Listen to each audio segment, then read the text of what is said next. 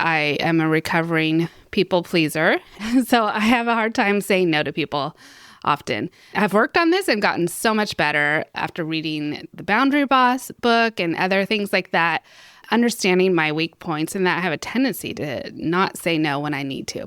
So in the past, I would not say no, and then I would really begrudgingly be going through this project where nobody was happy because I didn't want to do it, or it was being rushed and I knew I couldn't do my best work under those circumstances. And so learning to say no when you need to and doing it gracefully so as not to burn any bridges is a really important skill to have. You're now listening to Design Curious, a place where you, creative one, are here to learn about what it really is like to be an interior designer. And I'm your host and mentor, Rebecca Ward. If you're worried about how to succeed in a creative career, if you're ready to learn your next steps to become an interior designer, and if you want the satisfaction of doing something you love every day, you are in the right place. Grab a coffee, a notebook, and let's dig into today's episode. Hello, and welcome to episode 173 of Design Curious Podcast. Today on the podcast, we are starting a new series of solo episodes, and this is all about design skills. I'm really excited about this series, and today's topic is soft skills. If you don't know what that is, I'm going to get into it in the episode. But before we get there, I just want to remind you, new year, I have people starting the boot camp, and we will probably relaunch that for sure next January if you missed it this year, but I'll think about maybe doing it one mid-year. So stay tuned for that if you missed getting into Launch Your Business Bootcamp. But of course, I do have my Design Mentor, which is available to you all the time, year-round. You can get in there and get mentorship from me and all of the great things that you might need, especially we can work on developing your soft skills as well, if that's something that you need. So let's get into today's episode and learn a little bit more about soft skills. I'm excited about this series. It's a very important topic, and some of the skills that we're going to talk about in this series might be surprising to you. We're not just talking about CAD drafting and selecting fabrics. There's a lot more that goes into the skills that you need as a designer than just your practical skills. Although we will talk about practical skills, and I'll just give you a quick overview of some of the things we're going to talk about over the next couple of solo episodes that will cover the skills. So today, like I said, we're talking about soft skills in the industry that can help you thrive. And I'll get into more of that in a minute. And then we're going to talk about skills that you need beyond the design degree. So even if you didn't get a design degree, these are things that you might get outside of a course and things that you're going to need going forward that they don't typically teach you in school. And then we are going to touch on practical skills, some of the more important ones that I think that will come up along the way in your projects. And then we're going to talk about practical business and project skills, working with trades and things like that. And then the last episode in the series, we'll talk about putting all of those skills together to make you the best designer you can possibly be. Okay, so let's get into the soft skills topic. You might even be asking me, what are soft skills? Maybe that's not a term that you hear very often or even know about. And why do they matter? So soft skills really has to do with personal attributes, character traits, interpersonal abilities of communication, like teamwork and problem solving. These are things that are learned and really you can develop and grow. And you start in a certain place based on your personality, and you're responding to other people's personalities around you. Emotional intelligence comes into play here, which is self-awareness, self-regulation, having empathy for others, your work ethic, your leadership skills, problem solving, adaptability and flexibility on the job, your time management and organization, and your communication, I'd say, is probably number one. And then how you can collaborate with people. So all of these are examples of soft skills. A study or an article written by the U.S. Department of Labor says that soft skills can really give you the competitive edge.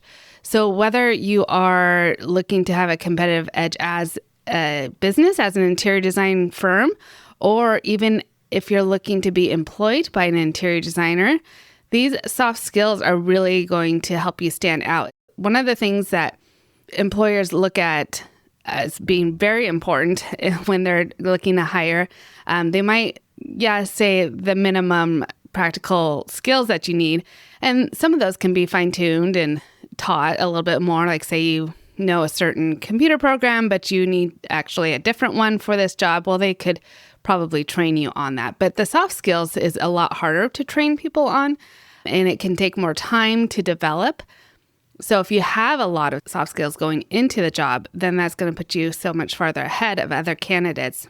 This study from the U.S. Department of Labor says that the top ones that employers seem to identify as what they're looking at in our modern workplace is networking. So your ability to talk with other people and interact and promote the business or yourself among others, taking advantage of opportunities as they arise, and building relationships. Another soft skill is enthusiasm. Every employer wants you to have enthusiasm in the workplace once you're employed, and taking initiative, seeking new and challenging work, and continuing to rise in the workplace. Professionalism is another way, you want to dress to impress, dress for the job that you want. So dressing properly is a part of professionalism, arriving on time management, staying productive, turning off your cell phone and not being on your phone all the time during breaks, and the way that you use your computer, the way you speak to others in a respectful manner. All of that goes into professionalism, which is a high skill to have. And then, of course, your communication skills is really important. We're always communicating verbally and non-verbally to other people. And so how you communicate and get across and read other people, your emotional intelligence, reading the room, is really important. And then, of course, teamwork. Almost always you're going to be working on a team. And so you want to be able to share the workload, help other people out when they need it, ask for help, and be very collaborative, not bringing anything negative to the interactions. And then, of course, they want you to be problem solving, critical thinking, forward thinking, coming up with a solution before you bring the problem to your supervisor is always a recommended path. So those are things that soft skills that the U.S. Department of Labor recognizes. But now let's talk about it as most interior designers do own their own businesses. Let's say you are an interior designer and you have your own company. What kind of soft skills are you going to need in the workplace to set you apart? First, let's look at emotional intelligence as a designer's superpower. It's really important to understand your own emotions in client dynamics and try to understand your client's emotions. Emotional intelligence is something that comes up if you ever take the DISC assessment with Sierra Collins. It gives you an emotional intelligence score as well to help you to understand how good you are at reading other people, reading the room, and sensing overwhelm or hesitation or frustration from your clients. This is really important when you're in the presentation phase, showing them different items and picking up on probably nonverbal as well as verbal cues of how they're reacting to it. And you can adjust your technique to present it to them in a different way. Perhaps it's just, they might have a gut reaction. They're not in love with it, but there could be some great reasons behind why you selected that. So you can see that their hesitation, and then you can pivot and talk to them in a different way or present a different way or present a different solution to the design. And then being very empathetic with your client can help build trust and elevates the client experience. It's really important to understand, of course, the needs of your client going into the project. Each project has different needs. Each client has different needs, and being really understanding and empathetic with what is their struggle in their life. And that's why you're there to help improve it. And so really being genuine and trying to understand what they're feeling. Perhaps they're feeling frustration at a certain part in the design process, and you don't want to be defensive about it. You want to listen to them and then provide a path out of that. You need to guide them through that and then assure them that, of course, everyone feels frustration in the remodel phase or, under construction. It's hard to live there if you are, things like that. And so having emotional intelligence is really going to be your first thing you want to focus on as developing your soft skills. And how do you increase your emotional intelligence? There's a couple different ways. So you can focus on self-awareness, which you can do by journaling and mindfulness. You can work on self-regulation. So that's pausing before you react to manage your stress. It can be good. And empathy. So being an active listener and seeing other people's perspectives. These are all things you have to practice and do in real life, in real time, in order to get better at it. Any skill you need to work at to get better at. And your social skills. So you might be also seeking feedback from people. Get clear communication. Ask your friends and family, like, hey, think back on a situation where maybe we had a disagreement. How do you think I handled it? Do you think I could have handled it better? Just getting some self-awareness about how you interact with people so you can start improving it. Okay, let's move on to the next soft skill that I want you to be working on, and that would be your communication techniques. So you want to make sure you're communicating in order to build trust with your clients. Trust is the foundation of every relationship, so you can practice this not only with your clients, but with your friends and families, people who are close to you, maybe people that you mentor. You want to be sure that you're communicating with clear explanations, not a lot of jargon. So interior designers can have our own language sometimes. We can talk about things that people don't quite understand. Color, value, hues, and things like that are really more specific to our industry and not in every person's vocabulary. You can use these words, but then go on to explain what we mean by undertones or things like that. Leading the client through decision process. So you want to be a clear communicator as they're trying to decide to move forward with anything that you're presenting to them. Ask them questions and make sure that their hesitations are heard.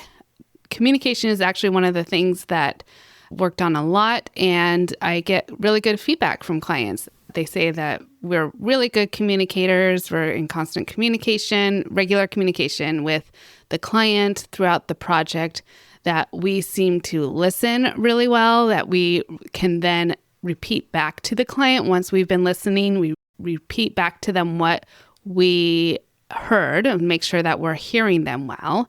And then if they need to correct us or say, oh, that's not actually what I meant, I really needed this. So it's really good to take the time and be patient through the communication process to hear and understand what they're saying. Don't assume that you know what they're saying. Of course, whenever you assume, we all know that that phrase, but it is really going to cause you problems. Every time that I have just jumped ahead and assumed that they knew this or that they were okay with this, it has come back to bite me. So you really want to make sure that you take the time to do back and forth. Even if it seems like you're over clarifying, it's better to have that than to have a mistake that you have to pay for later. And then how gentle and grounded are you with your communication style? And here, of course, we'll refer back to the DISC style again. You can go back and listen to episodes with Sierra Collins. We talk about the DISC assessment, which is really just understanding the 4 different communication styles that people tend to have, understanding what yours is, but then also understanding what your clients. And so I've been able to apply this really well.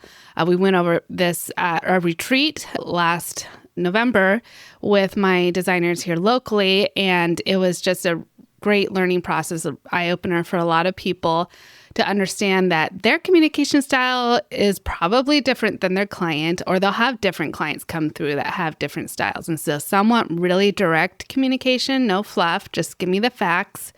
Others want you to call them on the phone. Others want you to email them.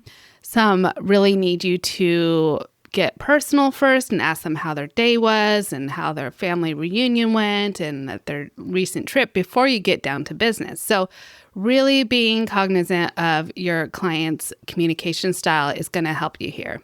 It's a really great skill to have, and the clients really appreciate it, and they're more likely to give you referrals if they think that you are a good communicator.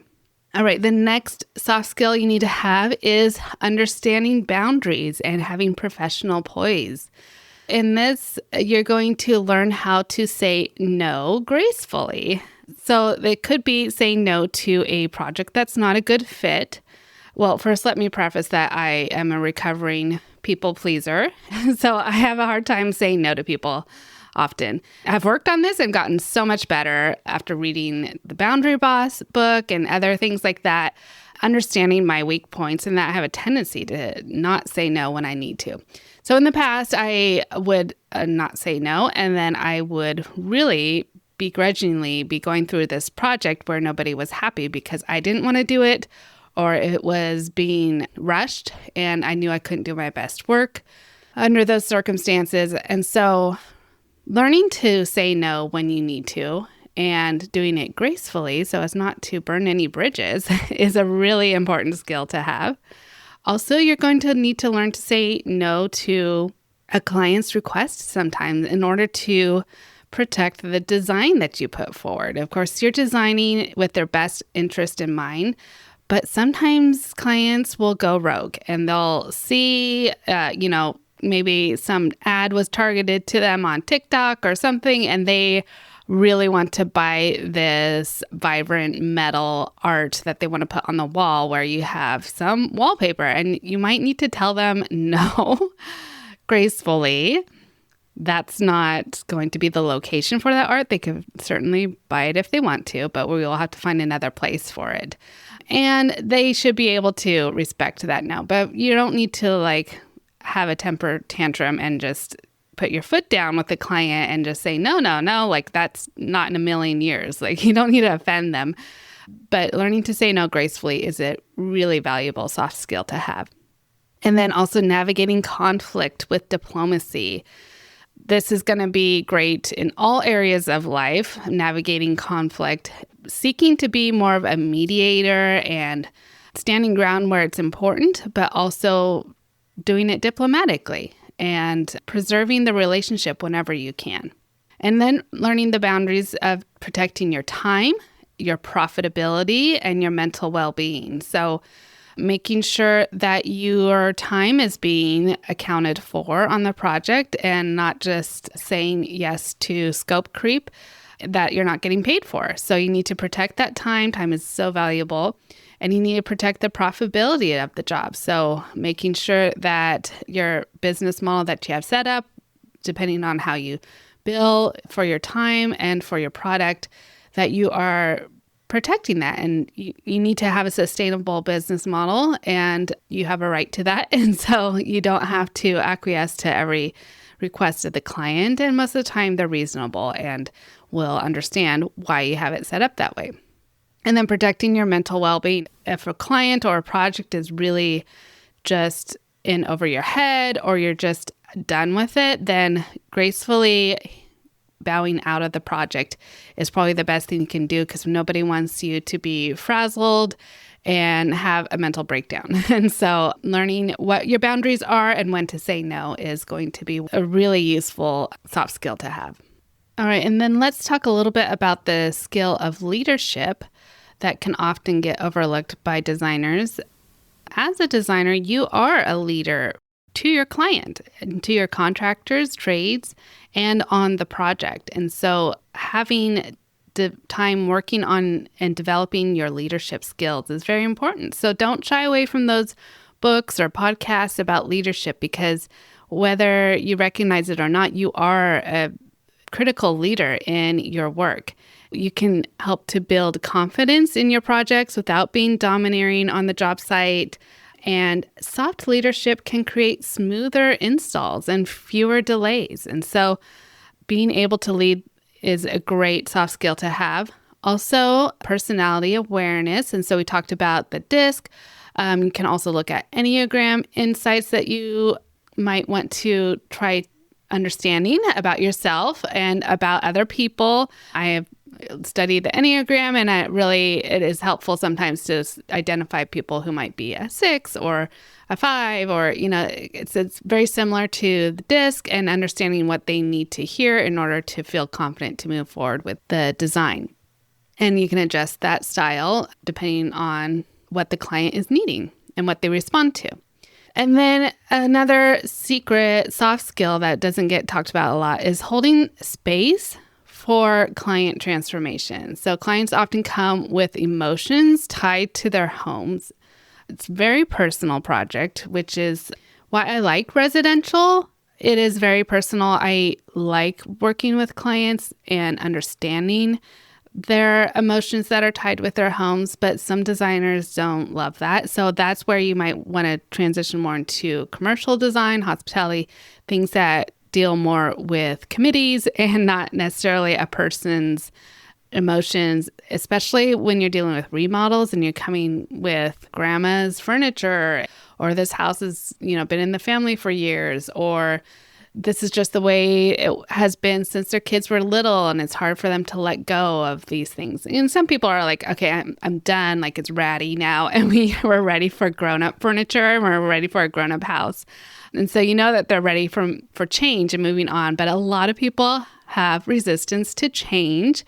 I had a consultation recently as a one-time consultation where we met with the wife, and she's been wanting to remodel this house for like 20 years.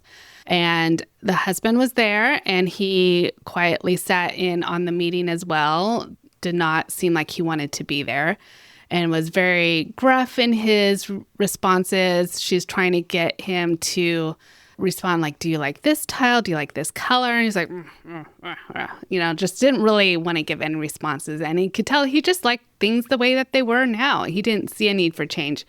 And so my designer and I walked away from that consultation. We did the best that we could to work with her, trying to give her a plan to move forward for a remodel if she wants to.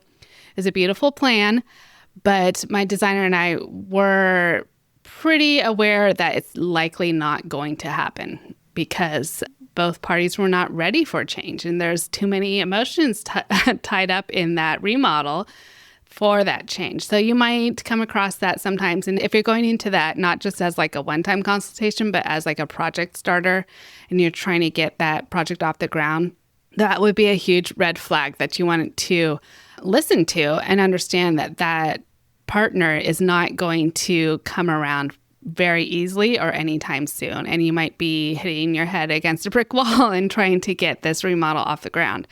So maybe it's, taking the time to listen and then understand that and explain to them that, like, I don't think that you're ready as a couple to move forward with this remodel. And you can come back when you are agreeing that and excited, both of you excited about this remodel. So that is kind of a great skill to have, is to hold that space for the client, to understand their emotions, and also just process their emotions. There are going to be different things that change, and it might be hard for them to change. They might be willing to go through it, but they need some time sometimes. And so you can help them move through the change by building trust with them. That's going to be the biggest asset, because they're trusting you with their money and with the complete change of what they know and are used to. I actually have a course for this for homeowners who have struggles with change and trying to think outside the box when it comes to their own home. I always think it's difficult to look at your own space and see the potential that could be there. I struggle with it in my house, especially the house that I grew up in.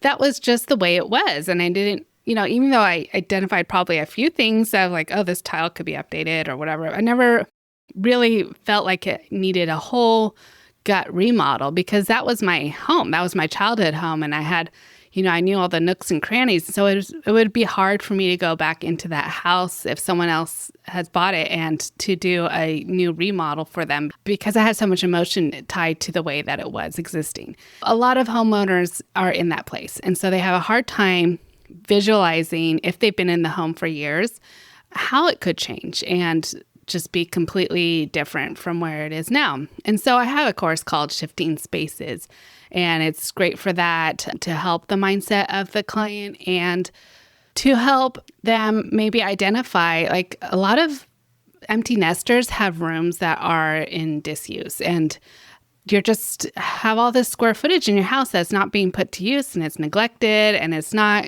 great energy for anybody. And so I love that the course can help you overcome that and help you to dream and kind of get prepared before you meet with your designer and really get the vision and excitement to move forward with change in your house. And so I have that course called Shifting Spaces in my Etsy store. So I'll put a link to that if that's something you think might be interesting, or maybe a client of yours might need to go through, just to help their mindset about shifting their space. Okay, so I'm going to stop there with soft skills. Of course, you could go on forever. Soft skills, really, really important. Do not neglect soft skill development in your personal development and professional development. If you see books and courses and seminars and CEUs that might develop any of these areas, then I would encourage you to go for it and help develop those skills. It's just going to make you a better designer, more marketable to clients or to prospective employers. So work on those soft skills and work on creating a more well-rounded you.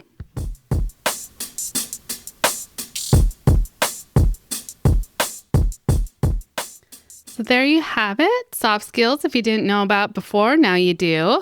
And next week, we're going to have an episode on skills that you need beyond the design degree. So stay tuned for that. Actually, that will be in 2 weeks. In the meantime, I invite you to reflect on your strengths and see where you want to grow, see where you're already rocking it in your soft skills. And then maybe there's a few places that popped up today as you're listening that you might want to seek out and grow in. And so if you have any questions about that or any resources you might want to help you grow, then reach out to me. I'd love to hear from you. Don't forget, we have some great links for you in the show notes, some free downloads and roadmaps to interior design and things I wish I'd known when I started. So don't forget to get all of those great freebies for you. And that's all I have this week. Next week, we'll have another great episode. And until then, stay creative. Thanks for listening. If you love this episode, please leave a rating and a review. This helps me reach other curious creatives like you.